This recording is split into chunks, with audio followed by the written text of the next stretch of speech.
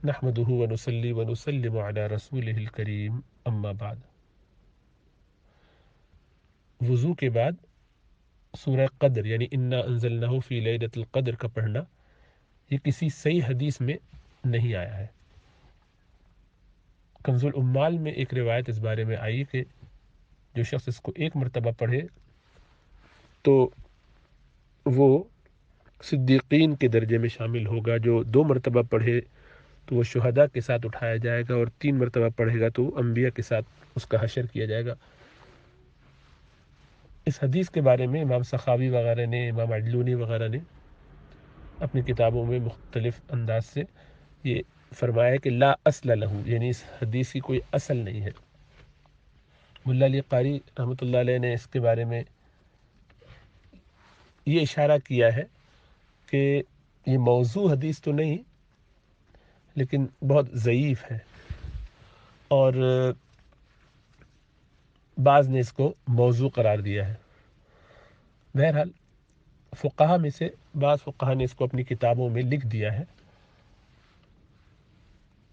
جیسے کہ مراقی الفلاح میں تذکرہ آ گیا اس کا، اسی طریقے سے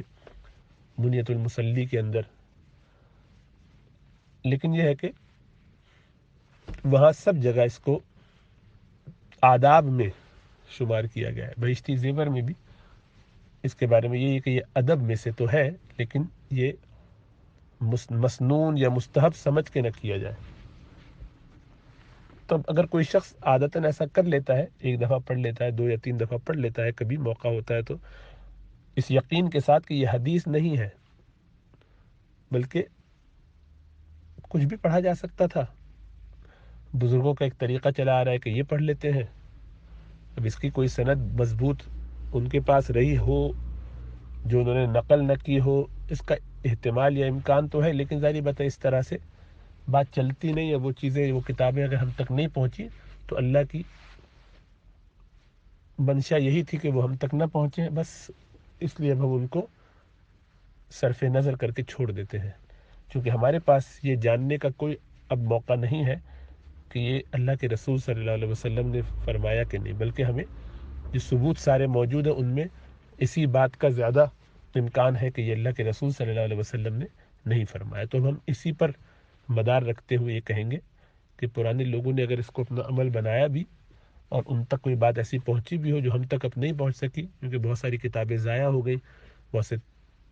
جو ہے وہ دریا برد کر دی تاتاریوں نے، اور بہت سارے مسائل میں جل کے ختم ہو گئی، جو بھی وجہ ہوئی محفوظ نہ رہ سکی، تو جو بات ہم تک نہیں پہنچی وہ اللہ سبحانہ و تعالیٰ کی منشا میں یہی تھا کہ ہم تک نہ پہنچے، اور اس میں اگر ہوگی بھی تو امکان تھا، امکان کی بنیاد پر کوئی فیصلے نہیں کیے جاتے،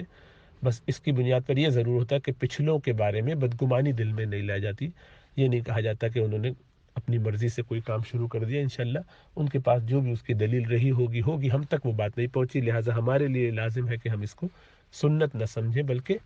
ادب کے طور پہ اگر کسی کا ارادہ ہو کہ آداب وضو میں سے وضو کے بعد اگر کوئی یہ پڑھ لیتا ہے تو ٹھیک، لیکن کوئی ایسی ضروری چیز نہیں ہے، کوئی ایسا ثواب اور مستحب عمل نہیں ہے۔ بس اس طرح کی چیزوں کو اسی لیے فارورڈ بھی نہیں کرنا چاہیے، آگے بتانا نہیں چاہیے، بھیجنا نہیں چاہیے، تاکہ اس سے لوگ اس کو لازم نہ سمجھنے لگیں، ضروری نہ سمجھنے لگیں، سنت نہ سمجھنے لگیں، اور اس طرح پھر ایک نئی چیز دین میں اضافہ اور ایجاد بن جائے۔ اللہ ہمیں سمجھ اور شعور عطا فرمائے۔